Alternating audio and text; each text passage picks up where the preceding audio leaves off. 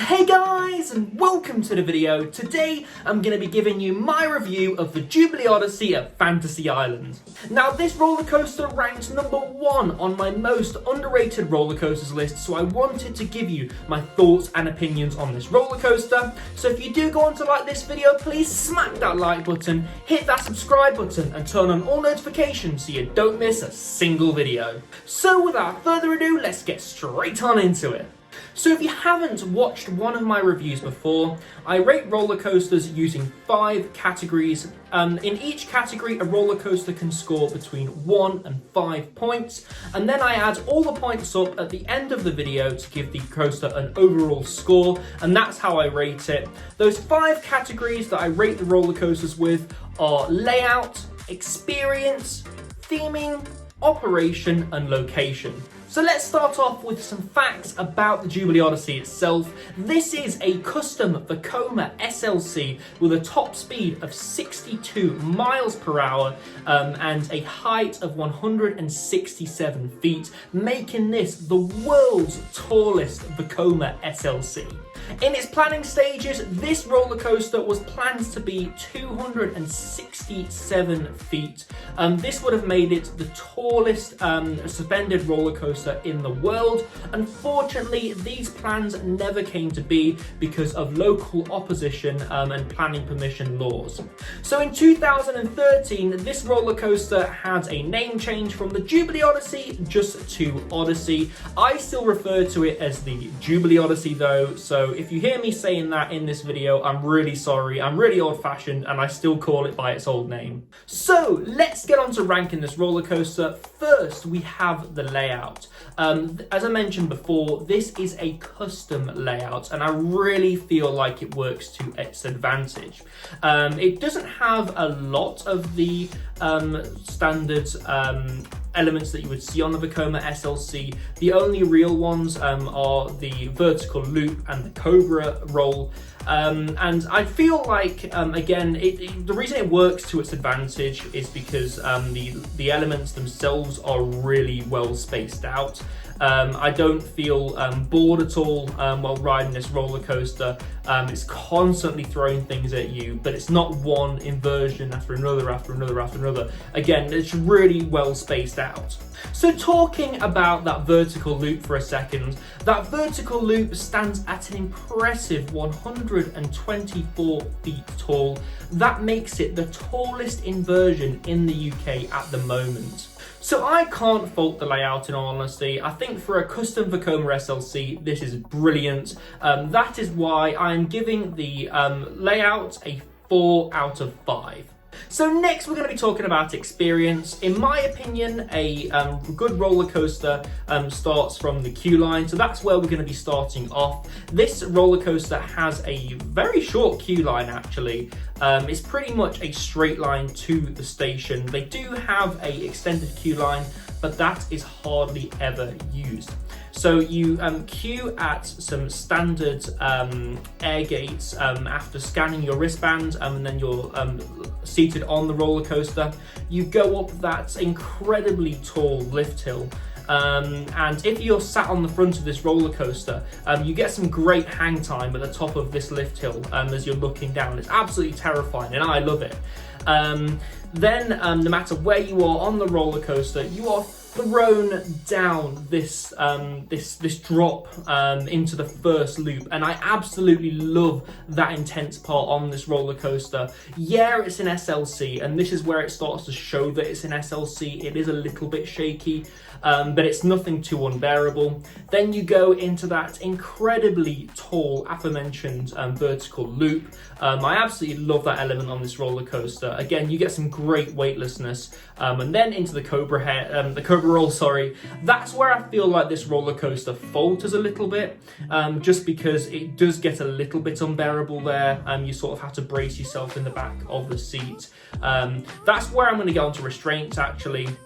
It does have those higher SLC restraints, so your head does bash from side to side a little bit if you aren't bracing into those corners, but that's absolutely fine. The only real uncomfortable element after the Cobra roll that I find to be uncomfortable is the Sidewinder. but everything else on the layout is pretty much okay. So after traversing this layout, you do go into the final inversion, which is a corkscrew, and then you are seated on the brake run. This brake run is quite a long brake run, to be honest with you, and it comes in at quite a weird angle. And you sort of have to make your way around back into the station. But one bit that I love on the Odyssey actually is as you're coming back into the station, you come back into the station with a little bit of force, just because the brakes release and it lets the coaster freely go around back into the station. You get some great lateral forces on that. Is it just me that likes that little turnaround section back into the station? So this roller coaster does have its moments. As I say, a little bit of the layout is uncomfortable, but you can brace yourself into those elements, unlike most SLCs where you're just bashed around. So credit where credit's due. I'm going to give this roller coaster a 3 out of 5. So next we are moving on to theming. Now there's really not much to say about this. The extent of the theming on this roller coaster is the tracks painted. No storyline, no theming elements, nothing in the queue line. It's literally just, the tracks painted. There's literally no other theming apart from that. The logo's quite nice though. So because this roller coaster literally has no theming, I'm going to give this roller coaster a 1 out of 5 for it. So moving on to operations on this roller coaster, Fantasy Island only own one train for the Jubilee Odyssey, unfortunately, which means no matter what day you're going to go on, whether it be a quiet day or a busy day, you're always going to get a one train service. Also, this roller coaster is quite famous for having a lot of downtime due to high wind speed, which is to be expected in regards to its location. But again, it is down quite a lot. One thing I will give this coaster credit for though is the staff really do try and get these trains out as quickly as possible. I have never waited more than 20 minutes for a ride on this roller coaster. When I've been to Fantasy Island, the operations have always been good. But as I say, that one train service and the fact that it's down most of the time when I go just lets it down. So that's why I'm going to be giving operations on this roller coaster a 2 out of 5. I've got a measurement of how bad the weather is at Fantasy Island. If the Jubilee Odyssey stops running, the weather's bad. So going on to location, this roller coaster is located in the sunny seaside town of Inglemells, Skegness. It's a great little seaside town. There's a lot of British culture to be had here. I absolutely love Skegness as a whole. I used to go there on holidays a lot as a child, so I know the area quite well. Where this roller coaster is based in Inglemells is a great tourist destination.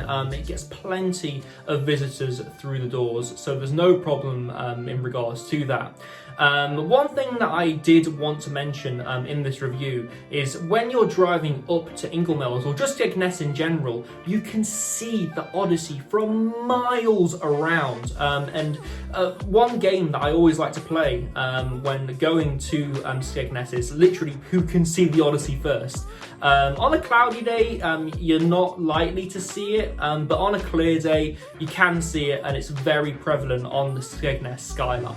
So because this dominates the Skegness skyline, and because it's only a bus ride away from the town of Skegness, I'm going to be giving this roller coaster a 4 out of 5. So I love the Odyssey, I really do. I've been riding it since as a kid. I've got some great memories of me and my family going to Fantasy Island and riding this roller coaster, as well as Millennium. But as I say, it does have a few shortcomings due to it being a Vekoma SLC. But again, I feel like it's the UK's most underrated roller coaster. That's why I'm going to be giving this roller coaster an overall score of 14. So whilst I love this coaster and I love Fantasy Island, I definitely wouldn't make a trip from abroad specifically to come ride the Odyssey and Millennium. I would do this as part of a wider trip. So if you're coming to visit multiple UK parks, definitely add this one to your list. But again, I wouldn't come from abroad to ride this roller coaster.